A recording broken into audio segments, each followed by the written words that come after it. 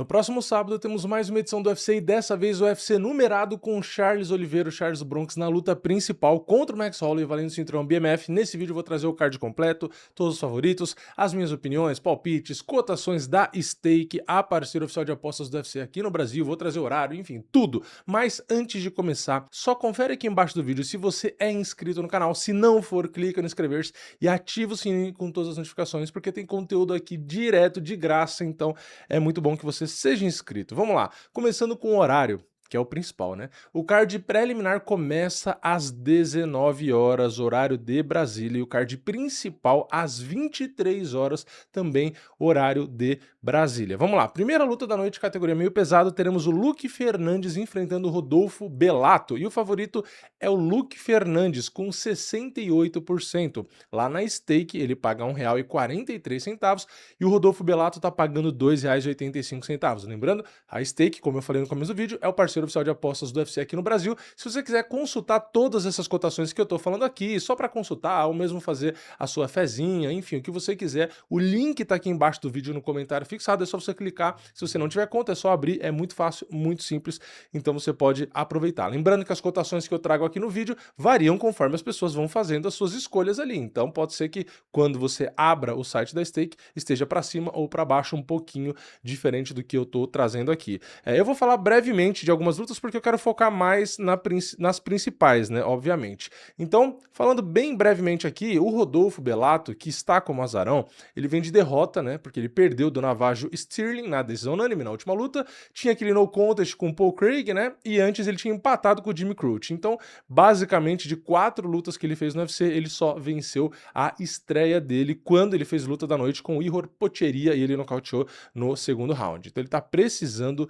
vencer, né? E o Luque Fernandes veio do Contender Series, portanto está fazendo a sua estreia. Ele nocauteou em apenas 15 segundos, tá? No Contender e tá chegando agora. Então é isso, né? Um cara com um pouquinho mais de experiência, que é o Bellato, mas precisa de uma, né, de vitória aí, precisa achar uma boa fase porque não tá realmente tão bem. Já o Luque Fernandes tá tentando chegar agora, né? Vamos ver. Vamos ver o que vai rolar aí. Luta complicada, né? Espero que o Bellato consiga vencer. Na segunda, peso pena, temos o Gaston Bolanhos contra o Yeong Lee, ou Jeong Lee, não faço ideia, né? Mas o Lee é favorito com 71%, ele paga 1,36 e o Gaston Bolanhos 3,15. Algumas lutas, acho que tem duas aqui que mudou adversário e tal, então vai ter luta que vai aparecer para vocês aí como foto, né? Como um print do site do UFC e outras que não, porque tá uma zona, né? Porque o UFC Stats demora para atualizar, o Tapology é mais rápido, né? Então vai ser meio mistureba aí, porque é o que tem de informação, tá? Porque os caras não atualizam não.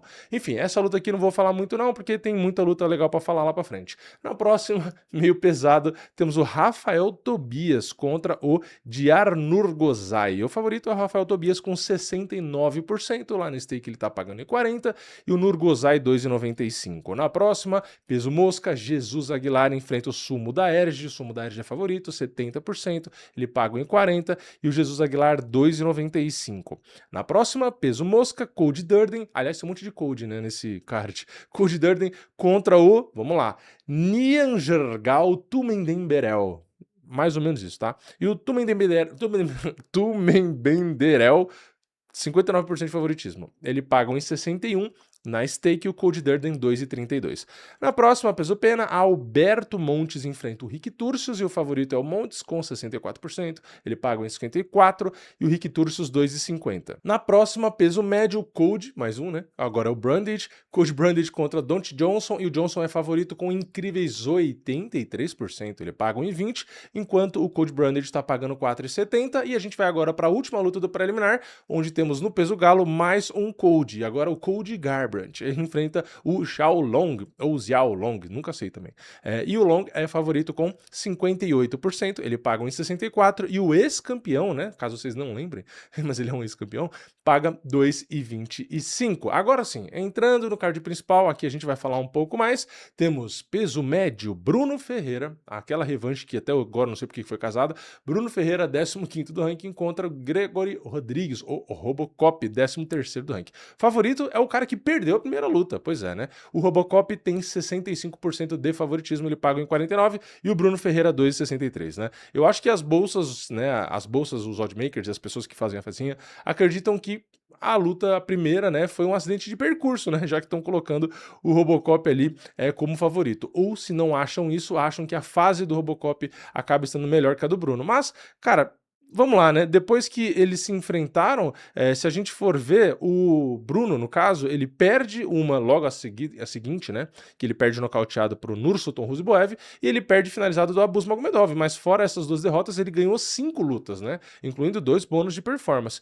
O Robocop, depois de ter perdido do Bruno, também tem 5 vitórias. Só que ele perdeu uma que foi pro Cannonier. Então é uma derrota só de diferença, né? Sei lá qual é o motivo, né? Que consideram o Bruno azarão. Claro, o Robocop é um excelente lutador, mas eu não acho que foi um acidente de percurso necessariamente ali. Eu posso até entender o Robocop ser favorito, porque realmente em lutas de 3 rounds, né, o Robocop é assustador no começo ali, o Bruno também, mas, cara, aqui eu vou com a minha velha mania de ser mais conservador, tá? Eu vou manter o Robocop favorito, tá? Eu vou acreditar. Mas, cara, pra mim é quase que 50-50, então eu colocaria o Robocop 55% favorito ali, porque eu acho muito mais parelho que 65-35, tá? Posso estar enganado? Posso. Mas no card passado eu falei, né? Não lembro qual luta que foi, acho que foi no principal, que eu falei que tinha uma luta lá que, acho que era do Felipe Bunes, né? Que eu falei, pô, não faz sentido pagar tanto, pra mim é muito mais justo que isso, tal, não sei o que. E foi decisão dividida, né?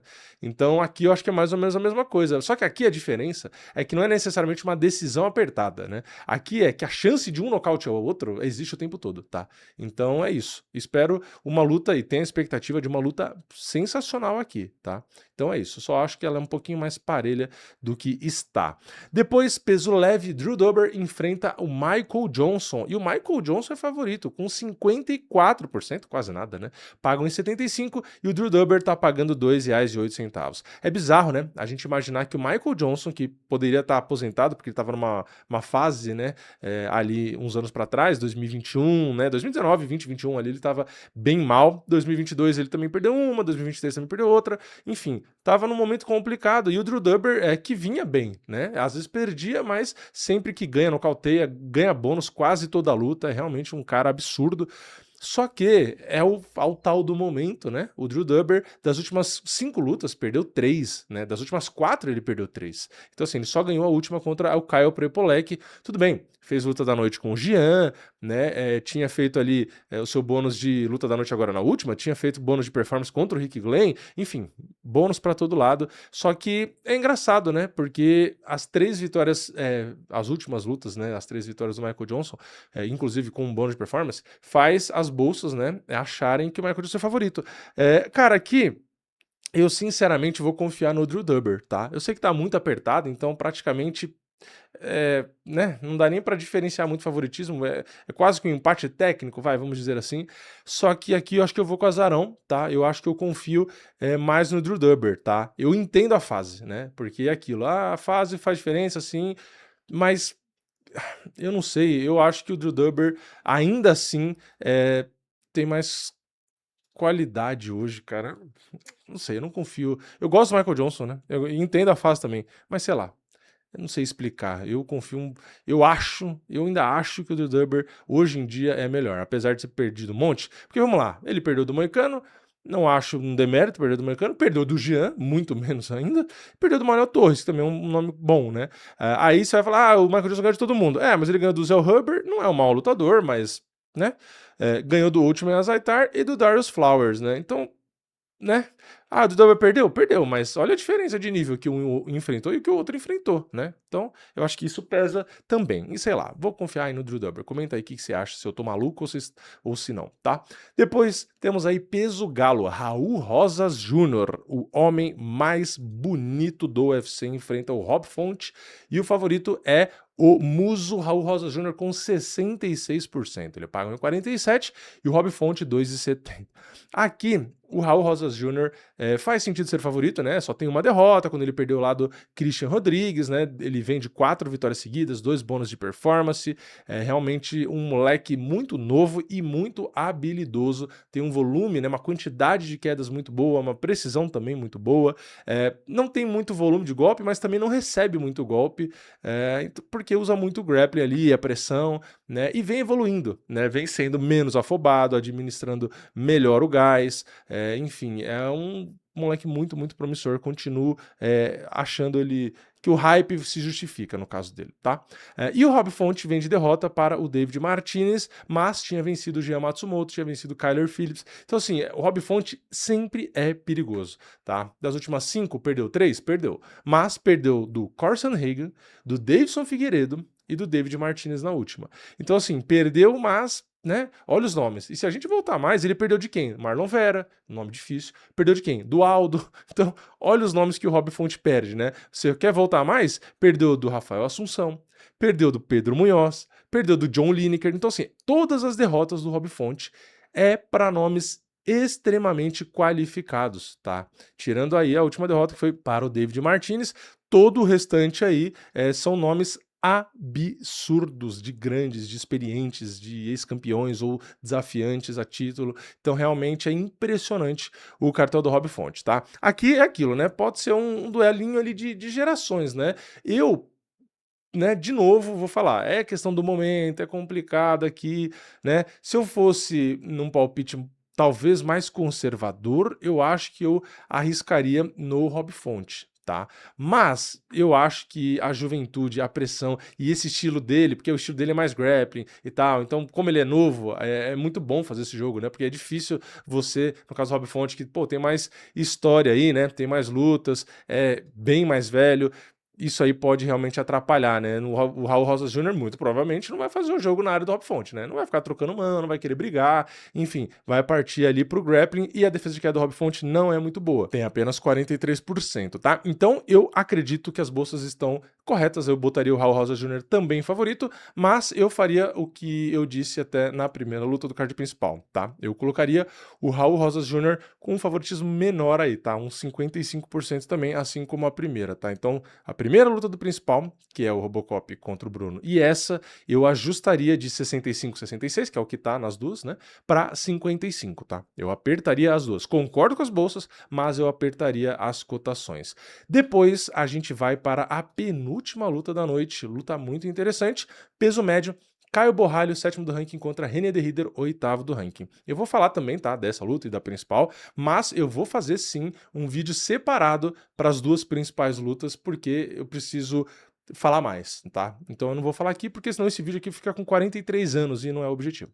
Então vamos falar sim agora, mas de forma um pouco mais breve. Caio Borralho, 7º do ranking, René de Ridder, 8º, favorito Caio Borralho, 71%. Ele paga 1,38 e o René de Ridder tá pagando aí seus R$ 3,05.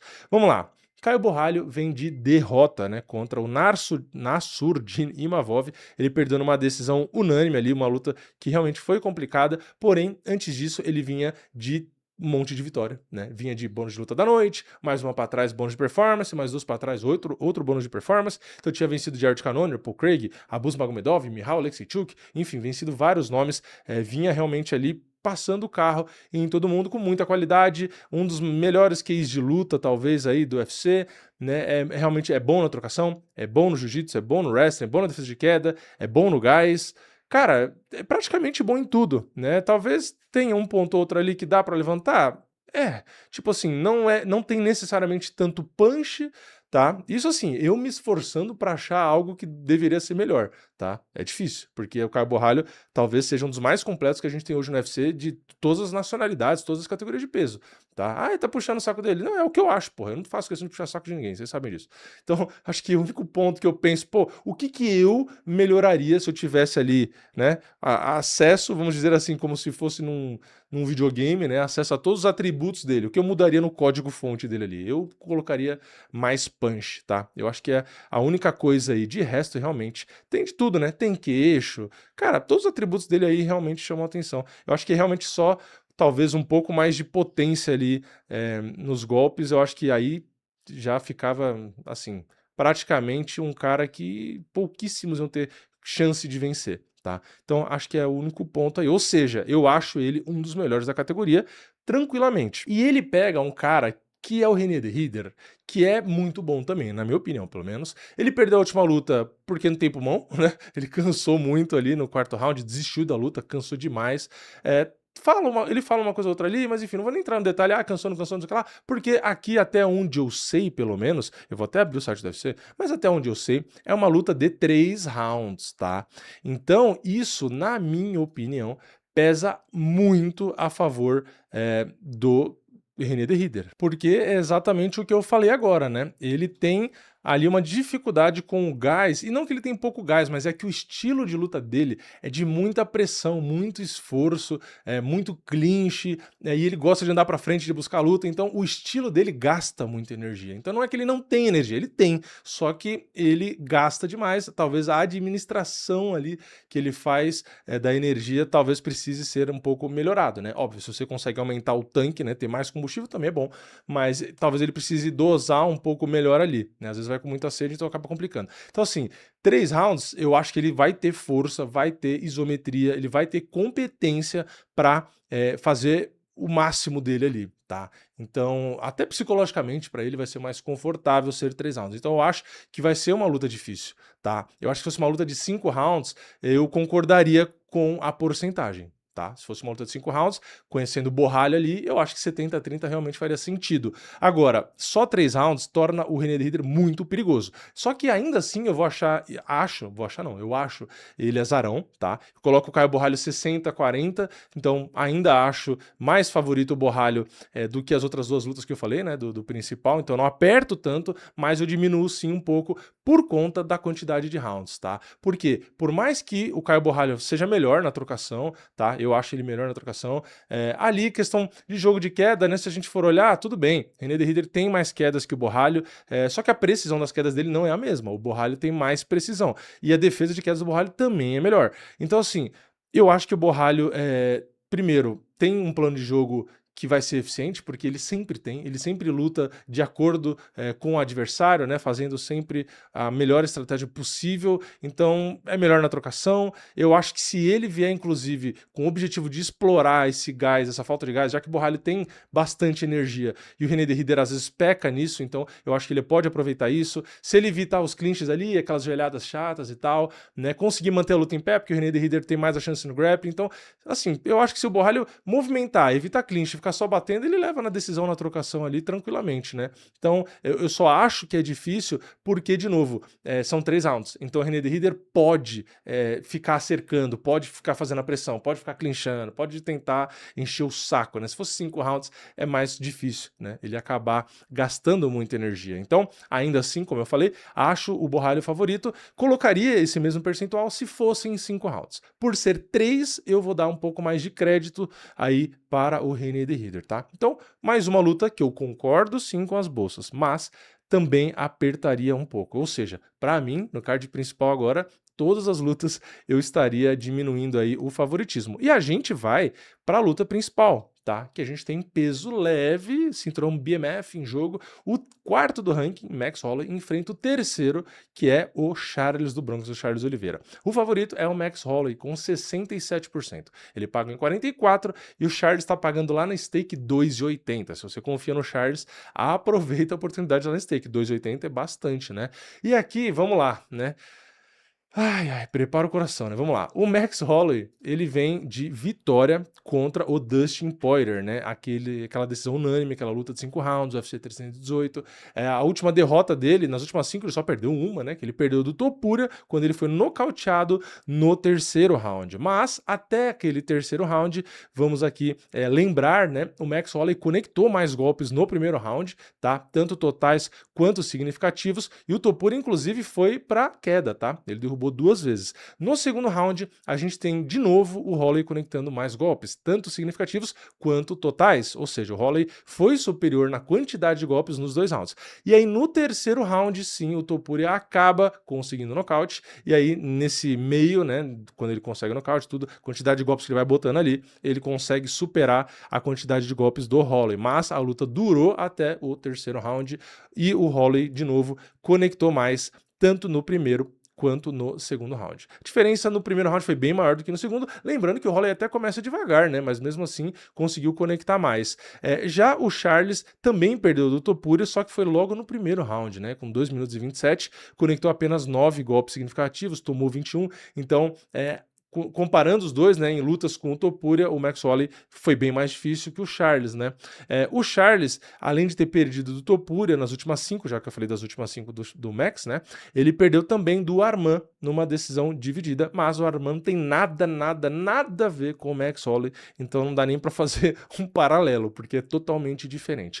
Aqui o que acontece? Eu concordo com as bolsas, tá? 67% eu acho que tá correto. Cara, talvez desse para apertar um pouco esse favoritismo, mas aqui eu acho que até é compreensível esse 67%, apesar da minha torcida ser totalmente pro Charles. Eu gosto muito do Holloway, tá? Mas prefiro o Charles, né? Porque aqui tem que escolher um, né? Então a minha torcida com certeza é pro Charles, mas eu acho que o favoritismo tá correto e aqui até a proporção eu concordo, porque é aquilo, né? A gente vai pegar, é a mesma coisa que eu falei do Topuria e do Charles, né, quando eu fiz o vídeo de palpite. A gente vai pegar um cara com muito volume de golpe, né, o maior que existe, o recordista, enfim.